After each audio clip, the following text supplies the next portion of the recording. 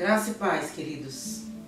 Eu quero compartilhar hoje com vocês algo poderoso da palavra de Deus. Algo que o Espírito Santo trouxe ao meu coração. Nós vemos na palavra de Deus pessoas que não tiveram os seus nomes escritos, citados, mas que fizeram a diferença no seu tempo. Fizeram a diferença no lugar onde estavam. E dentre esses personagens, nós não temos muito tempo de falar sobre todos eles, e eu quero me ater em apenas um, mas nós temos o centurião, nós temos a mulher cananeia, nós temos a mulher do fluxo de sangue, que é uma história bastante conhecida, nós temos o menino que tinha 5 pães e 2 peixinhos, e com isso Jesus fez aquele milagre extraordinário, multiplicou e alimentou aquela multidão. Mas tem uma personagem muito interessante no livro de 2 Reis, que me chamou muita atenção. É uma história bastante conhecida por ser a história de Naamã. E sempre que a gente escuta alguém falar, sempre as pessoas estão falando da cura de Naamã, o que aconteceu com Naamã. E eu quero que você depois vá lá, confira essa história, leia, porque hoje nós não vamos falar sobre Naamã. Hoje nós vamos falar sobre a serva da esposa de Naamã.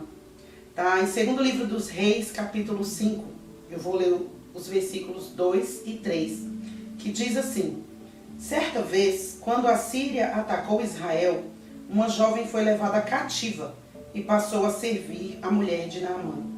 Um dia ela disse à sua senhora: ah, se meu senhor pudesse ir ver o profeta de Samaria, ele seria curado dessa doença.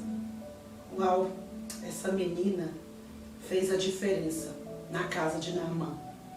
E quando eu estava lendo essa história, uma das coisas que me chamou a atenção foi que a gente começa a ler e começa a entrar na história, e eu fiquei pensando como essa menina foi tirada dos seus pais. Era tempo de guerra, eles estavam ali lutando, e pode ser que os seus pais tenham morrido, mas pode ser também que não, que ela realmente tenha sido tirada de uma forma terrível dos seus pais. Mas tem algo muito interessante que a gente pode destacar dessa menina. Ela não ficou uma pessoa rancorosa. Ela não ficou uma pessoa que odiava o lugar onde ela estava. Mas como assim? Como assim, Valquíria, você pode dizer que ela não era uma menina rancorosa, que ela não odiou o lugar onde ela estava? Por esse ato. Por ler que provavelmente ela via os seus patrões falando sobre a doença terrível de Naamã. Provavelmente ela via que Naamã já não participava mais das refeições com sua família. Eu acredito que Naamã já não dormia no mesmo quarto mais que a sua esposa. Naamã com certeza já não podia mais abraçar os seus filhos, porque a doença que ele tinha era uma doença considerada contagiosa, então ele tinha que ser tirado do seu ambiente. As pessoas que tinham lepra naquela época, elas eram afastadas da cidade. Existia um lugar para elas. Mas Naamã, com certeza, por conta da sua armadura, ele escondia aquela doença. Mas não dentro de casa. E como eu disse, não quero falar sobre Naamã, depois você pode ir lá e conferir essa história. Eu quero dizer que essa menina, ela, apesar de ter sido tirada da casa dos seus pais, ela decidiu fazer a diferença. Ela entendeu que ali onde ela estava, Deus tinha um propósito na vida dela.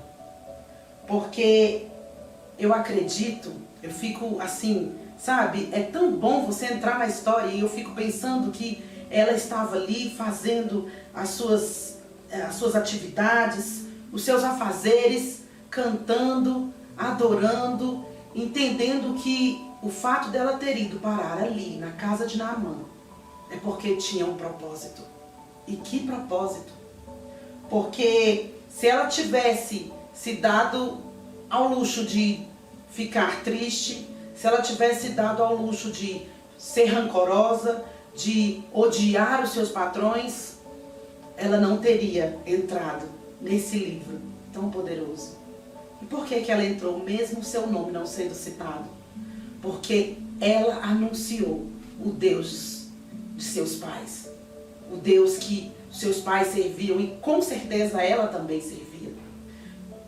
Eu imagino os seus pais, enquanto ela esteve ali, convivendo com eles, contando as histórias, contando os feitos, aquilo que o profeta Elias havia feito, aquilo que Eliseu estava fazendo.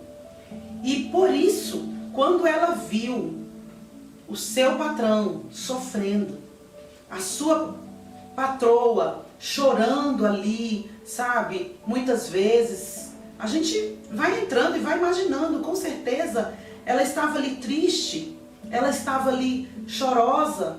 Meu marido não pode mais dormir comigo, meu marido já não pode mais fazer parte das nossas refeições, já não podemos mais estar juntos. E essa menina decide dizer: se meu Senhor pudesse ver o profeta de Samaria, ele seria curado dessa doença. Por que essa menina tinha essa certeza? Porque ela sabia que o Deus que os seus pais apresentaram para ela, ensinaram sobre esse Deus, era um Deus que podia fazer todas as coisas. O seu nome nós não sabemos, mas sabemos que ela resolveu fazer a diferença no lugar onde ela estava. E nós? Será que nós temos feito a diferença no lugar onde estamos? Será que muitas vezes nós não estamos deixando picuinhas, coisas pequenas? Às vezes a pessoa não sabe o seu nome e fala: fulano do departamento tal, a vizinha aqui da direita, a vizinha da esquerda, não é? E às vezes a gente fica chateado por pensar assim, às vezes até mesmo na igreja: irmã fulana, nossa, não sabe nem meu nome. Isso não importa, queridos. O que importa é o que você tem feito e como você tem feito. Essa menina fez a diferença na sua época, fez a diferença na casa de Naamã. Porque o resultado é que Naamã ouviu o que ela tinha dito e foi atrás. Ele correu atrás da sua cura e ele foi curado. Se você não sabe a história, eu quero te dizer que ele foi curado. Mas nós precisamos entender qual é o meu propósito, qual o seu propósito. O propósito dessa menina era esse, de mostrar para Naamã, de mostrar para a esposa de Naamã quem era o Deus que ela servia, quem era o Deus que os seus pais apresentaram para ela. Então, nós precisamos entender que diante de tantas situações, de circunstâncias que vivemos, ao invés de ficarmos reclamando, ao invés de murmurarmos, nós precisamos olhar para o lado bom, precisamos entender qual o propósito de tudo isso que eu estou passando. Qual o propósito de estar aqui neste lugar? Qual o propósito de estar nessa situação? E precisamos aproveitar essas oportunidades e mostrar às pessoas o Deus que nós servimos. Quem é o Deus que você serve? O Deus que eu sirvo é o Deus do impossível. É o Deus que faz milagres, que não mudou. É o mesmo ontem, hoje e será eternamente. E se eu fosse contar aqui quantas coisas eu tenho vivido com esse Deus, nós ficaríamos aqui muito tempo, dias talvez, porque eu tenho muitas coisas para falar daquilo que o Senhor tem feito. Tenho passado por situações adversas, mas eu tenho feito algo diferente. Eu tenho aproveitado essas situações, assim como essa menina aproveitou. E tenho mostrado para as pessoas que apesar daquilo que eu estou enfrentando, daquilo que eu estou passando, eu tenho um Deus grande, um Deus que pode todas as coisas, um Deus que faz, que não muda. E essa menina, o interessante é que Jesus ainda não tinha vindo. Nós estamos aqui no Velho Testamento. O Espírito Santo não estava dentro das pessoas. E essa menina não tinha ainda o Espírito Santo dentro dela. Mas nós temos. Se você é um filho de Deus, se você já entregou a sua vida para Jesus, você tem o Espírito Santo dentro de você, habitando em você. E nós podemos, através disso, entender que Ele nos capacita a fazermos de situações adversas oportunidades. Ele nos capacita a entendermos que o fruto está dentro de nós. Nós temos amor para dar. Nós temos paciência. Nós temos domínio próprio. Então, que hoje você reflita e entenda.